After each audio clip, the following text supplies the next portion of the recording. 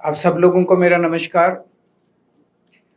कल मैंने कहा था कि देश के सभी ऑटो मैन्युफैक्चरर्स जो टू व्हीलर और फोर व्हीलर बनाते हैं पेट्रोल बेस्ड, उनको मैं चिट्ठी लिख के बोलूँगा कि भाई आप अपना स्टैंड क्लियर करो कि आपके जो प्रोडक्ट्स हैं, पुरानी गाड़ियाँ जो हैं उसमें क्या E20 इस्तेमाल किया जा सकता है। तो आज मैं 29 ऑटो मैन्युफैक्चरर्स को चिट्ठी लिख रहा हूँ। चिट्ठियाँ बन गई हैं, बस जब ये पीसी चल रही है तो वो जा रही हैं सबको चिट्ठियाँ। 29 में से 3 लोगों को अलग चिट्ठी लिखी है और बाकी 26 को अलग लिखी है। 3 वो लोग हैं, मारुति, टोयोटा किर्लोस्कर और हीरो, जिन्होंने 4 जुलाई को सरकारी प्रेस कॉन्फ्रेंस में कहा था कि पुरानी गाड़ियों में अगर E20 इस्तेमाल किया जाए तो सेफ है। थोड़ी सी माइलेज गिरती है 3-4-5%, लेकिन कोई नुकसान नहीं होता गाड़ी को। तो इन लोगों को अलग से चिट्ठी लिखी है। ये वो चिट्ठी है जो इन 3 कंपनियों को लिखी है, टोयोटा किर्लोस्कर को, मारुति को और हीरो को। इस चिट्ठी में लिखा है, जी आपने 4 तारीख को सरकारी प्रेस कॉन्फ्रेंस में कहा था कि पुरानी गाड़ियों में E20 का इस्तेमाल किया जा सकता है। थोड़ी सी माइलेज कम होती है 4-5%, लेकिन नुकसान नहीं होता गाड़ी को। लेकिन आपका ओनर्स मैनुअल कहता है कि किसी भी हालत में 2023 के पुरानी गाड़ियों में 10% से ज़्यादा इथेनॉल ब्लेंडेड पेट्रोल इस्तेमाल नहीं होना चाहिए। तो ये दोनों पोजीशंस में आपके कंट्राडिक्शन है। आपका पब्लिश्ड मैनुअल, जो कि एक एग्रीमेंट है कंज्यूमर और आपके बीच में, वो कुछ कहता है और आपके रिप्रेजेंटेटिव सरकारी प्रेस कॉन्फ्रेंस में जाके कुछ कहते हैं। ये कोई माइनर मिस्टेक या डिस्क्रिपेंसी नहीं है। तो आपकी एक्चुअल पोजीशन क्या है, आप रिटर्न में पब्लिक करिए। इस चिट्ठी लिखने के 1 हफ्ते में आप क्लियर जवाब दीजिए कि क्या पुरानी गाड़ियों में E20 पेट्रोल इस्तेमाल किया जा सकता है, क्या उसकी वजह से केवल 4-5% ही माइलेज कम होती है और क्या उसकी वजह से कोई नुकसान नहीं होता। अगर ऐसा है तो उनसे 2 प्रश्न पूछे हैं कि अगर किसी की 5% से 10% से ज़्यादा माइलेज लॉस हुआ तो क्या आप उस कंज्यूमर को कॉम्पेंसेट करेंगे। अगर E20 इस्तेमाल करने से अगर किसी कंपोनेंट को नुकसान हुआ तो क्या उस कस्टमर को कंपोनेंट का हर्जाना दिया जाएगा। ये चिट्ठी इन 3 कंपनियों को भेजी है। इसके अलावा 26 कंपनियों को जनरल चिट्ठी गई है, जिसमें हमने लिखा है, जी आपके प्रोडक्ट को इस्तेमाल कर कई लोग करते हैं, आपकी गाड़ी को, टू व्हीलर को। ये वो जनरल चिट्ठी है जो सबको गई है। तो आप अपना स्टैंड क्लियर कीजिए। इस टाइम काफ़ी कंट्रोवर्सी चल रही है E20 को लेके। आप अपना स्टैंड क्लियर कीजिए कि आपका प्रोडक्ट जो मार्केट में है, क्या वो प्रोडक्ट E20, पुरानी गाड़ियां, 2023 के पहले की गाड़ियां, क्या वो E20 इस्तेमाल कर सकता है। क्या उसकी वजह से माइलेज कम होगी, कम होगी तो कितनी होगी, और क्या उसकी वजह से कोई नुकसान होगा। अगर आप कहते हो कि E20 सेफ है, तो क्या माइलेज कमी का नुकसान को आप भरपाई करोगे और क्या कंपोनेंट के नुकसान की आप भरपाई करोगे। ये चिट्ठियां हमने सबको लिखी है। मैं उम्मीद करता हूं कि सारी कंपनियां, बिकॉज ये बहुत क्रिटिकल मामला है सभी कंज्यूमर्स के लिए, सारी कंपनियां इसका जवाब देगी। हमने उम्मीद की है कि 1 हफ्ते के अंदर वो सब लोग इसका जवाब देंगे, क्योंकि सबके ओनर मैनुअल कुछ कहते हैं और पब्लिकली कुछ कंपनियों ने वो कहा है।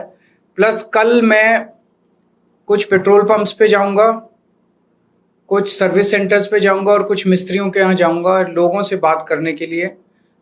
लोग क्या कहते हैं। सरकार तो अड़ी हुई है, जिद पे अड़ी हुई है कि हम E20 थोपेंगे सबके ऊपर।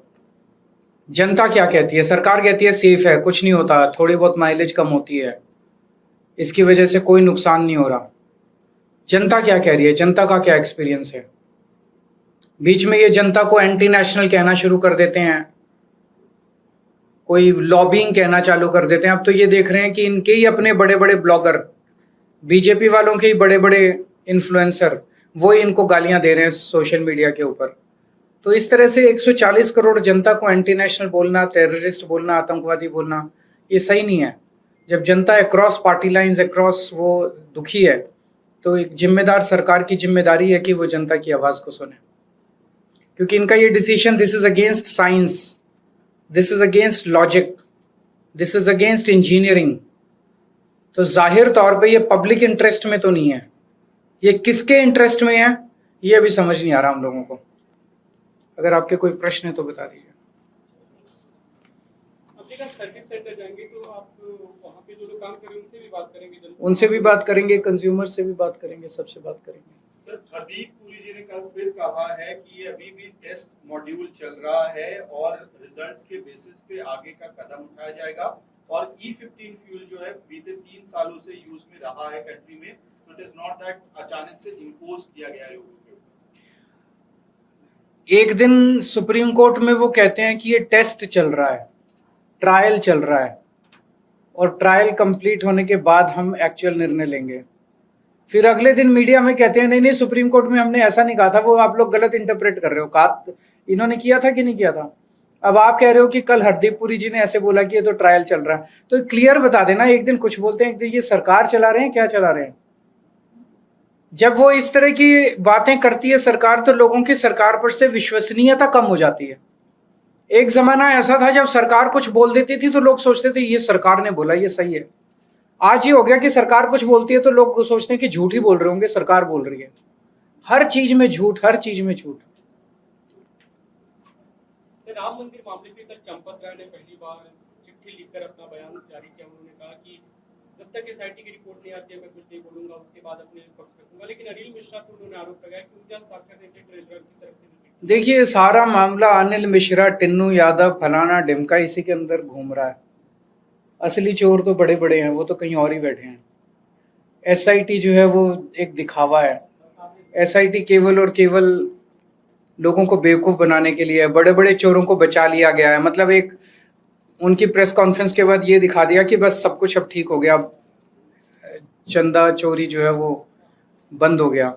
लेकिन सारे देश में किसी से पूछ लो, सबको दिख रहा है कि मामले को रफा दफा किया जा रहा है।